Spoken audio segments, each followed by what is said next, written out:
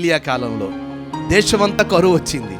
కొండ మీద దిగి వస్తున్నాడు. ఇతనికి ఆకలేస్తుంది. ఏముంది నీ దగ్గర అన్నాడు విధవరాలతో. ఆ కాలంలో పరిస్థితి ఏంటంటే ఎవరైనా దైవజనుడు పిలిస్తే వాళ్ళకి కానుకిచ్చి పంపాలి. ఇది మొదటి నుంచి వస్తున్న అనుభవం.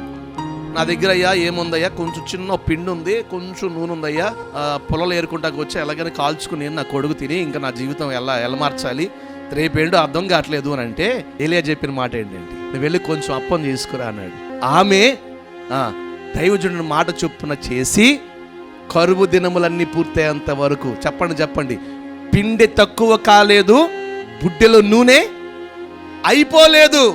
చెబితే ఇట్లాంటి అని జరుగుతాయా అనుకుంటారు. జరిగిన వాస్తవాన్ని చెప్తున్నాను. హల్లెలూయా.